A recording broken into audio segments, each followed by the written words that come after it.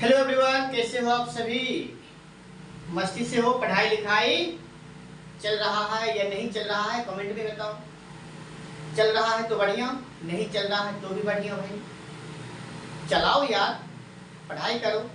ठीक है, तो प्यारे बच्चों, आज के इस वीडियो में हम केमिकल काइनेटिक्स का एक छोटा सा टॉपिक डिस्कस करने वाले हैं।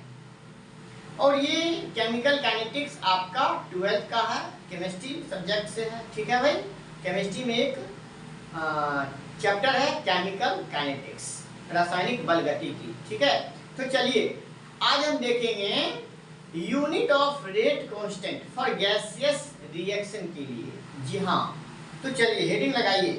क्या लगाएंगे? हेडिंग लगाइए। आप हेडिंग लगाएंगे units of rate constant for gaseous reaction. For gaseous reaction के लिए, अलग अलग ऑर्डर ऑफ रिएक्शन के लिए हम क्या करेंगे? यूनिट फाइंड करने वाले हैं रेट कांस्टेंट का। ओके, चलिए तो सबसे पहले हम ये देखते हैं भाई, रेट कांस्टेंट बराबर क्या होता है? के बराबर क्या होता है बताइए, पता है आपको? के बराबर क्या होता है? ROR। ROR क्या होता है? Rate of reaction. और ये यहाँ पर R क्या है? R है आपका कंसंट्रेशन ऑफ रिएक्टेंट। यहाँ पर हम क्या दे देंगे? N। और N क्या होता है आपका भाई? Order of reaction. ये ROR क्या है? ये है रेट ऑफ रिएक्शन। और ये R क्या है? ये है R कंसंट्रेशन ऑफ रिएक्टेंट्स, पता है? और ये के क्या है? के है आपका रेट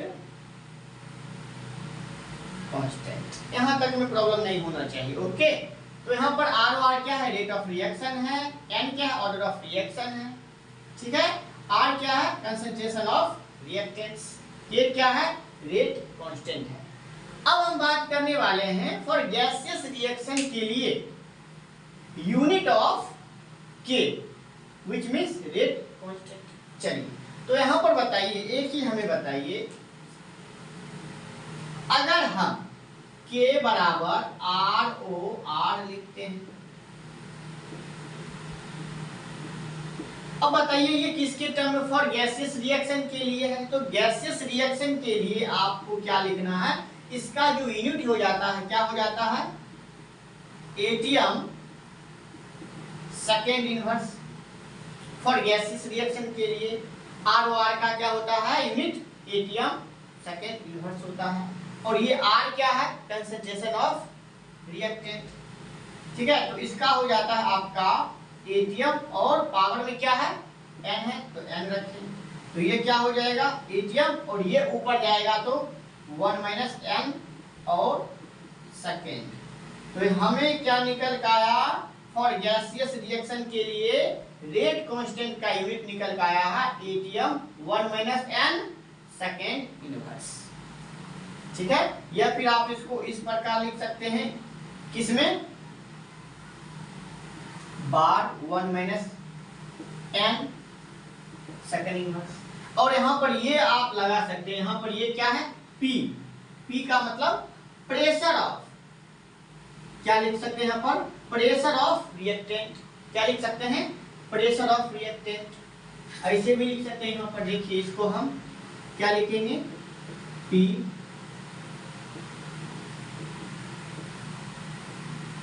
चलिए ये है ना, तो प्रेशर ऑफ रिएक्टेंट लिख सकते हैं। तो हम क्या देखे हैं? फॉर गैसियस रिएक्शन के लिए, this is your for gaseous reaction के लिए है। किसके लिए है? गैसियस रिएक्शन के लिए है।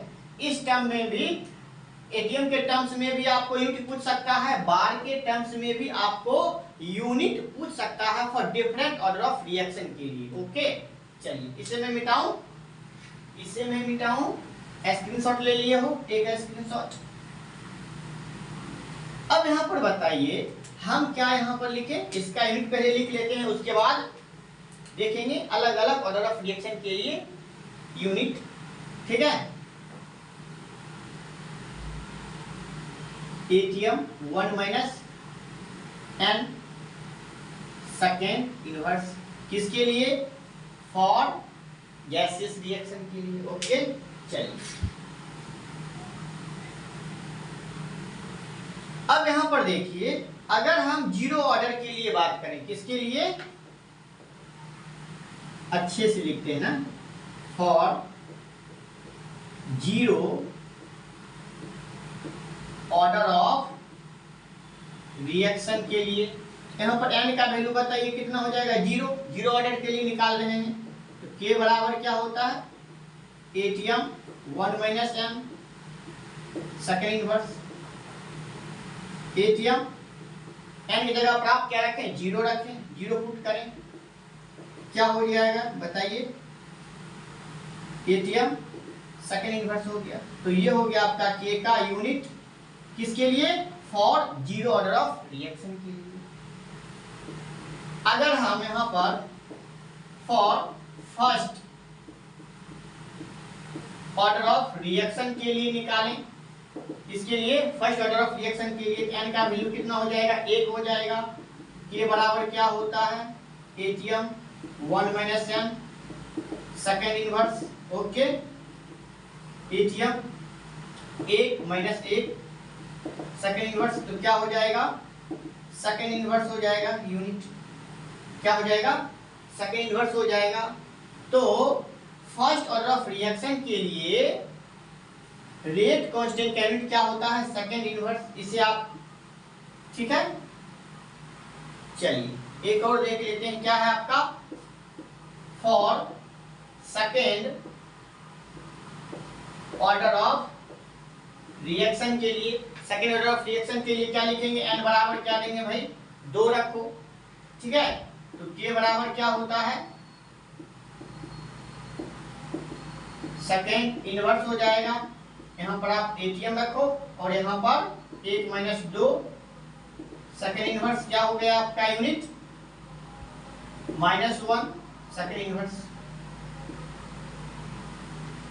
तो सेकेंड ऑर्डर ऑफ रिएक्शन के लिए, सेकेंड ऑर्डर ऑफ रिएक्शन के लिए रेट कांस्टेंट का unit atm inverse second inverse आ गया। ओके, अब हम किसके लिए निकालेंगे? थर्ड ऑर्डर ऑफ रिएक्शन के लिए निकाल लेते हैं।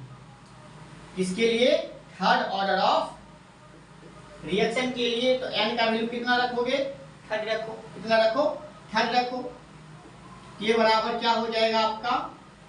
ATM 1 minus n second inverse, ATM second inverse, ATM -2 second inverse. तो ये आ गया आपका यूनिट। ठीक है, इसको आप क्या लिख सकते हो? बार -2 सेकेंड इनवर्स, इस फॉर्म में भी आप लिख सकते हो। तो नीट के एग्जाम में आपको इसके फॉर्म में भी लिख सकता है या फिर आपको मोल के फॉर्म में दे देगा लेकर। ठीक है, तो कहीं से भी क्वेश्चन बन सकता है, कहीं से भी क्वेश्चन आ सकता है, घबराने की बात नहीं है। पढ़ाई आपका स्ट्रॉन्ग होना चाहिए, कहीं से भी क्वेश्चन आ सकता है भाई, बता रहा हूँ। ठीक है, तो मैंने प्रीवियस लेक्चर में आपको बताया था मोल, लीटर इनवर्स, सेकेंड इनवर्स के टर्म्स में। ठीक है, और यहाँ पर हम बता रहे हैं फॉर गैसियस रिएक्शन के लिए कि हो सकता है आपको इसके टर्म में पूछ ले, यूनिट आना तो चाहिए ना भाई। तो चलिए मिलते हैं फिर एक नए वीडियो में, तब तक के लिए जय हिंद जय भारत। अगर वीडियो पसंद आया तो वीडियो को लाइक करें, चैनल को सब्सक्राइब कर दीजिए और जल्दी से जल्दी अपना मित्र को कम से कम एक वीडियो भेज दीजिए, शेयर कर दीजिए इस वीडियो। ओके, चलिए बाय बाय।